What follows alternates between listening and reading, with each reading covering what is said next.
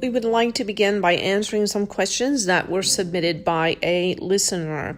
What is our expression around the potential for a World War III?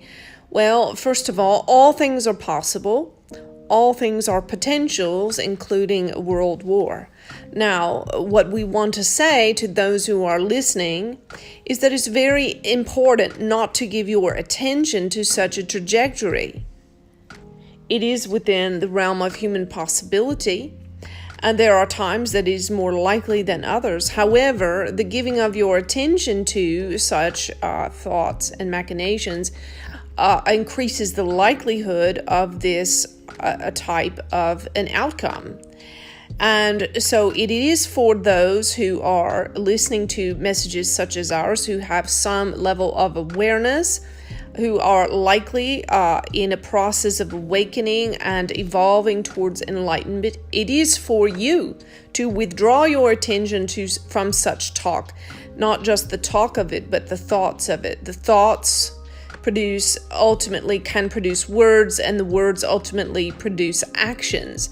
And each and every one of you is adding to the human consciousness, to the universal consciousness, but also the global consciousness of humanity. And each one who adds their thoughts around such a topic as a world war is also increasing the likelihood of such an event. So the thoughts, when they are dwelt upon, when they are ruminated, when they are when you add the energy of your fear to those thoughts, the thoughts typically, almost always, if they are fear-based, and if you continue to engage them, will progress into words, tirades, reading, listening, talking about, commenting on, fantasizing about, negative fantasies about such an event.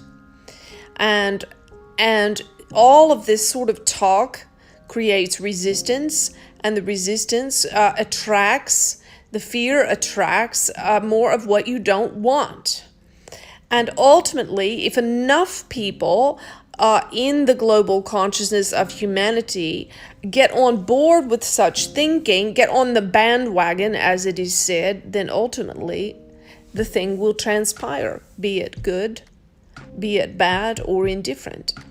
And so we are not going to discuss here the potentials of a world war. That is not our aim. That goes against the very nature of what we are trying to do here, which is to wake you up to the power of your thoughts, your words, and your actions. We want you to stop lending the energy of your thoughts to such an event.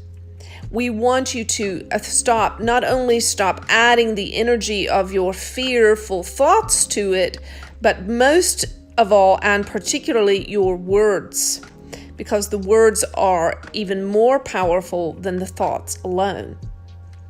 And we want to continue asking you, each and all, to meditate in thoughtless, wordless states. One, the first kind of meditation, mindless, wordless meditation.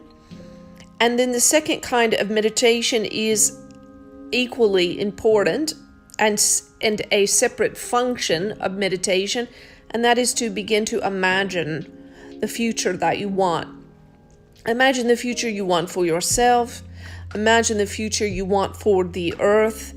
Imagine the future that you want for your nation, and so on. And so we are looking for people who will, in their imagination meditation, begin to visualize an earth where all nations are in support of one another, and all people are in alignment with source energy, with peace, with love, with high consciousness, in imagining a global society that has come together in agreement that war is beastly, that war is of low consciousness, that war has no place in an enlightened society and has outlived its purpose in the meaning of what it is to be human.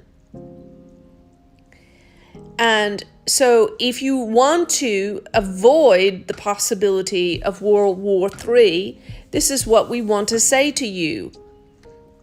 Stop adding your energy to outlets of any sort that proclaim the coming of a World War III. And instead, look inside your heart. What are the areas in which you are making war? Making war against yourself through your lack of forgiveness and acceptance of yourself. Making war, allowing warring thoughts in your heart towards others in your family, in your home. Making war to other people groups that are different than you or misaligned with you. We are very disappointed at the license many take in platforms such as the internet to war against other human beings. They unleash the missiles of their words, of their accusation, of their judgment, of their condemnation. They release these words. They feel like because they are simply flowing from the ends of their fingertips on the keyboard that they have no power. They feel like because they are not issuing these threats and accusations face to face with a physical human being that they are of no effect. And this is absolutely untrue. Every thought you think has an impact. It is eternal in nature. It never disappears, the energy of it.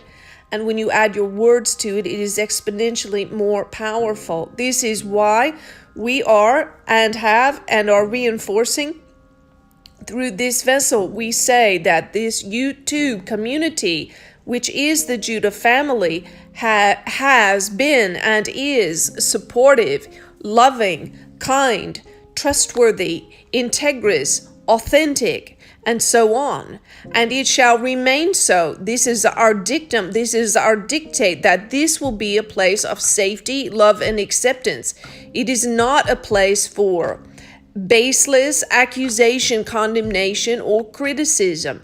That is not what this platform is for. This is a microcosm. It is a model. It is an emblem of a new kind of family. A family in which all are welcome and all are loved and none are judged. But all unconsciousness is confronted with all love and grace, in order that the one who is in unconsciousness of any sort may be healed. For hurt, anger, accusation, condemnation, all of these come from a place of a lack of love. So they cannot be healed with further debate or argument or reasoning. These people who are hurting in these ways and reacting and responding in these ways do so because they are reaching out for love with the best understanding that they have in the moment. And many accepting as second best attention for their words as a substitute for real love, never having experienced it.